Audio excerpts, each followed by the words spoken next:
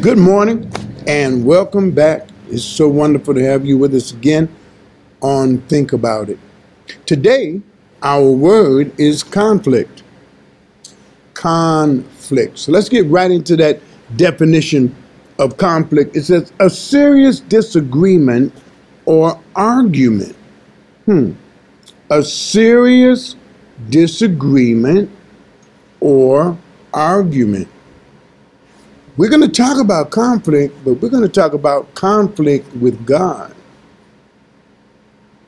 Have you ever been in a conflict with God?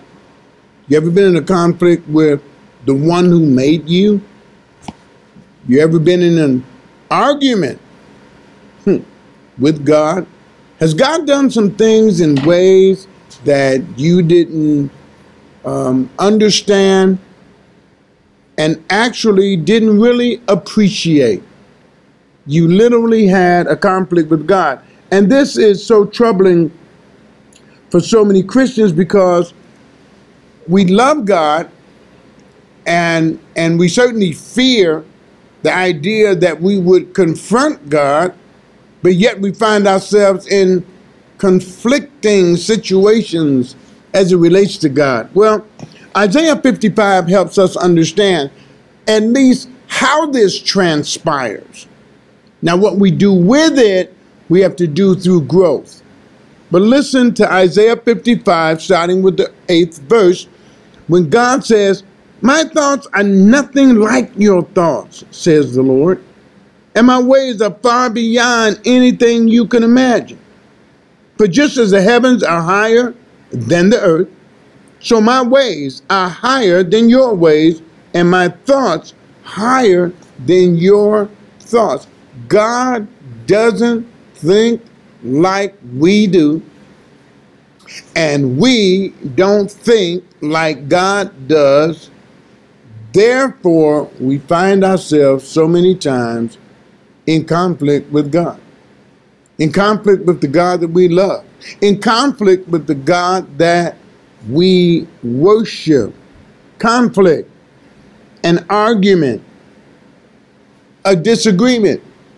I don't know about you, but there's been many times in my 36 years of pastoring that I've disagreed with God. I've disagreed with his method. I disagreed with his timing. I disagreed with the ultimate outcome. So how do I reconcile this conflict? I can't make God do anything any more than you can. But yet I'm at odds with him in terms of his decision and or his method and or his timing. What I found is that I have to put things in the right perspective. God is in control, not me. If I'm in conflict with God, one of the things I have to understand and you have to understand is that God is not the one that's going to alter his method. We have to trust him enough to alter ours. Being in conflict with God is not something that Christians don't find themselves in. We do find ourselves in that situation. What we don't do, though, is we don't admit it much. We don't admit the fact that I'm in conflict with God right now. I'm actually in an argument with God. I have a total disagreement with God. What we have to understand is that God knows what's best. He knows what's best for you.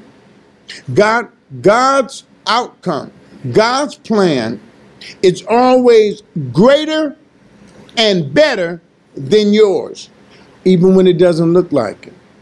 So when I'm in conflict with God, that's where my faith must step in. My trust must step in.